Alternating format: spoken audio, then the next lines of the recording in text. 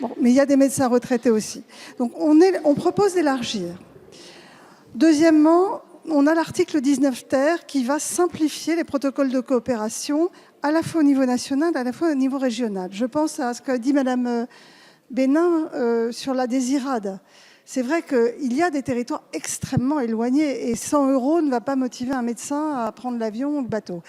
Donc moi j'entends que sur ces territoires-là, on peut éventuellement proposer un protocole de coopération avec un télésoin, de constat, de discussion avec l'infirmière, dans le cadre d'une CPTS régionale ou d'une maison de santé pluriprofessionnelle qui travaille avec des infirmiers ou infirmières de la désirade. Typiquement, ça peut faire l'objet d'un protocole de coopération régionale. Ça répond à une situation. Je vois aussi d'autres propositions de protocole. Par exemple, dans les EHPAD, on peut imaginer que dans des EHPAD éloignés, dans lesquels nous savons qu'il y a une désertification médicale autour, les médecins coordonnateurs voient quelles sont les personnes âgées susceptibles de décéder et préparent avec des infirmiers dans le cadre des médecins coordonnateurs. Il y en a, monsieur Aviragnet, il y en a. On peut imaginer ce même type de protocole dans un EHPAD avec du télésoin. Mais là, ce que vous proposez, ce sont des amendements nationaux qui couvrent tout le territoire. Je voudrais vous donner, si votre amendement, Madame Chapelier, il couvre tout le territoire. Il s'impose partout.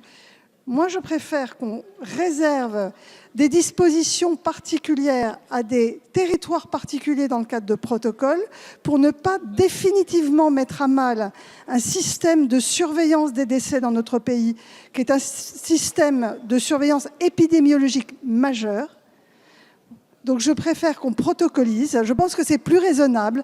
À tout moment, si ça ne fonctionne pas, je me permets de vous le rappeler, mesdames et messieurs les députés, vous avez un PLFSS qui se vote tous les ans. On peut faire un rapport, voir comment ça fonctionne dans 6 mois. Et vous pouvez à tout moment, dans un PLFSS, proposer de nouveaux amendements, puisqu'il y aura une dépense, si jamais c'est un acte infirmier, il y aura forcément une dépense à côté, comme nous l'avons fait pour les actes des médecins qui se déplacent. Donc à tout moment, vous pouvez revenir sur cette disposition si ça ne marche pas. Donc pourquoi y aller brutalement? Pourquoi ne pas faire par étapes? On étend, on protocolise dans les zones où c'est possible, régional ou national.